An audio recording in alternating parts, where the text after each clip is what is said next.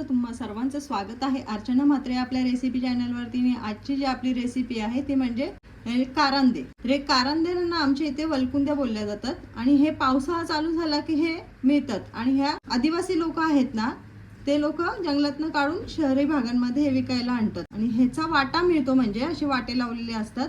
तर ते कशा बनवायचे, त्याची योग्य पद्धत काय आहे ती आज आपण बघणार आहोत। कारण की बरेच लोक सांगतात की काही लोकांच्या हातचे म्हणजे कडू होतात कारंदे हे आणि काही लोकांच्या हातचे चांगले होतात। तर मला असं वाटतं की आपण जर हे योग्य पद्धतीने जर बनवल्या तर आपल्या सर्वांच्याच हातनं हे चांगले होतील। तर ह्याची योग्य काय रेसिपी आहे ती आपण आज पाहूया। आता हे कारंदे बघा बाजारातनं आणले ना तर हे काहीशे असे असतात, यांना हे बघा माती असते। तर ही माती आता आपण या कारंद्यांची स्वच्छ काढून घेणार आहोत, म्हणजे यांना 4-5 पाण्याने धुणार आहोत आणि मग धुवून झाले की मग तुम्हाला पुढे मी दाखवते।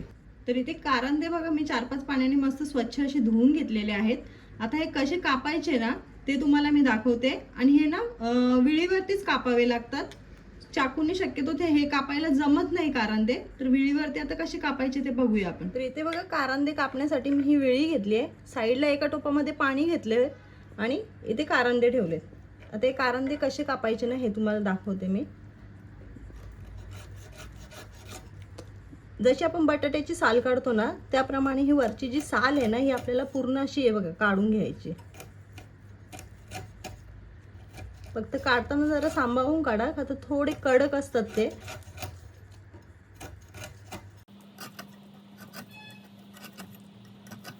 अशा प्रकारे ना मी या सर्व कारंद्याची बघा आता साल काढते आणि तुम्हाला मी दाखवते संपूर्ण स्वच्छ करून।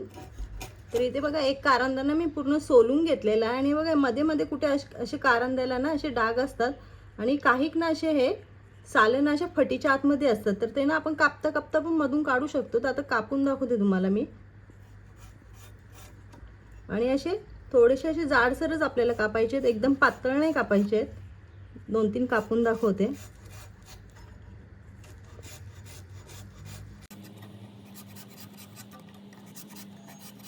हे बघा असे जे मी कापलेत ना अशा गोल गोल आपल्याला ह्या कारंद्याच्या चकत्या करून घ्यायच्या आहेत। तर हे सर्व कारंदे ना मी आता असं मस्त सोलून कटिंग करून घेते आणि मग तुम्हाला दाखवते। तर इथे कारंदे बघा आपले मस्त असे कट करून मी घेतलेले आहेत आणि इथे तुम्हाला थोडंफार कुठे कुठे ना हे बघा दिसत असेल। तर हे थोडंफार असं राहणारच, का तर बटाट्यासारखे ते प्लेन नसतात, थोडेसे असे वाकडे तिकडे असतात। तर हे आता सर्व माझे कारंदे कापून झालेले आहेत आणि कापल्यावर सुद्धा मी ना हे पाण्यामध्ये ठेवलेले आणि पुन्हा यांना 4-5 पाण्याने धुवून, हे बघा पाणी किती स्वच्छ दिसते। तर 4-5 पाण्याने धुवून घेतलेत आणि आता पुढे कसे उकडायचे ते तुम्हाला मी दाखवते। तर इथे बघा गॅसवर मी ना पाणी गरम करायला ठेवलेलं होतं आणि ह्या पाण्यामध्ये ना आपल्याला आता हे जे आपण कापलेले काप आहेत ना कारंद्यांचे ते घालून घ्यायचे। तर मी याच्यात आता हे काप सोडते हळूहळू, फक्त सावकाश सोडा का तर पाणी गरम आहे।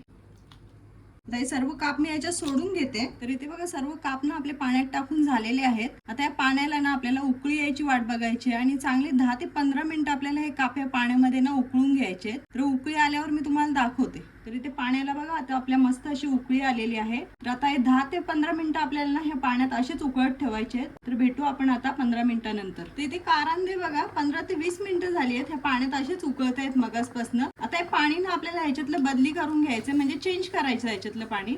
तर मी ना 5 मिनिटं आधी साईडला गॅसवरती पाणी गरम करत ठेवलेलं होतं। तर आधी मी हे पाणी काढून घेते आणि मग हे कारंदे त्या दुसऱ्या गरम पाण्यात टाकते। तर इथे बघा तुम्हाला साईडला इथे दिसतच असेल की मी कारंद्यातलं नाही बघा पूर्ण पाणी ना काढून घेतलेलं आहे आणि हे ना मी दुसऱ्या भांड्यामध्ये पाणी गरम करायला ठेवलेलं। तर आता हे कारंदे ना मी आपला जो झारा असतो ना भजीचा, त्या झाऱ्याच्या साहाय्याने याच्यात सोडते आणि मी इथे टोप चेंज केला हा, कारण की तो मी आधी घेतलेला ना तो खूप मोठा होता, हा बरोबर साईजचा आहे, म्हणून मी आता याच्यात शिफ्ट करते। तुम्हाला काही भांडं चेंज करायची गरज नाहीये। तर सर्व कारंदे मी याच्यात आता घालून घेते आणि दाखवते तुम्हाला मी। तर इथे बघा सर्व माझे हे काप आहेत ना पाण्यात टाकून झालेले आहेत आणि आता पुन्हा आपल्याला सेम तसंच करायचं जे मगाशी आपण केलं। पुन्हा ना 15 ते 20 मिनिटं आपल्याला असेच या पाण्यात उकडून घ्यायचे आणि जर तुम्ही झाकण ठेवायचं असेल ना तर ठेवू शकता, पण झाकण ठेवलं ना तर कधी कधी हे पाणी ना असं उतू जातंय, म्हणून झाकण ठेवाल तर जरा लक्ष ठेवा। तर आता पुन्हा मी झाकण ठेवलेलं आणि पुन्हा 20 मिनिटं झालेली आहेत। हे कारंदे ना असेच उकळतायत पाण्यामध्ये। तर आता पुन्हा याच्यातलं पाणी काढायचं आहे आणि आपण मगाशी जी प्रोसेस केली पाणी चेंज करण्याची ती आता इथे पुन्हा करणार आहोत आपण. तर आता इथे बघा मी संपूर्ण पाणी पुन्हा याच्यातलं काढून घेतलंय आणि पुन्हा मी याच्यात गरम पाणी घालतेय.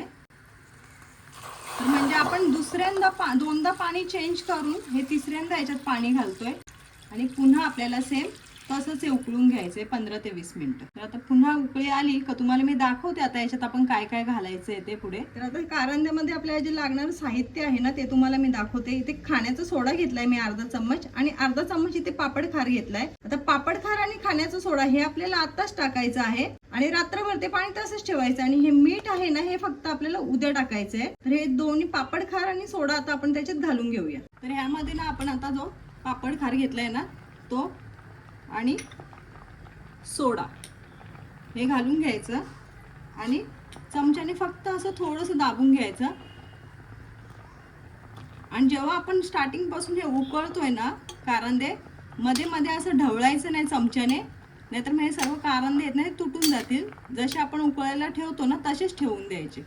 तर इथे बघा पापड खार आणि सोडा आपला टाकून झालाय. आता हे आपण 10 मिनिटं उकळवून घेऊया आणि मग गॅस बंद करून रात्रभर यांना असं झाकण देऊन ठेवू आणि मग सकाळी बघू. काल आपण बघितलेलं होतं की पापड खार आणि सोडा घालून आपल्याला 15 मिनिटं हे उकळून घ्यायचे होते आणि रात्रभर झाकण देऊन ठेवायचे होते. तर आज सकाळ झाली आणि मी तुम्हाला दाखवते सकाळी की आपले वलकुंदे कसे आले. तर बघा वलकुंद्यांना छान रंग आलाय आपला मस्त.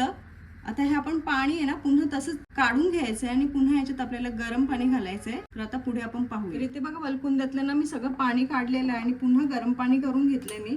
आता हे गरम पाणी आपण याच्यात घालूया. पाणी इतपत घाला की हे वलकुंदे आहेत ना पूर्ण बुडतील. आणि आता आपण गॅस चालू करू.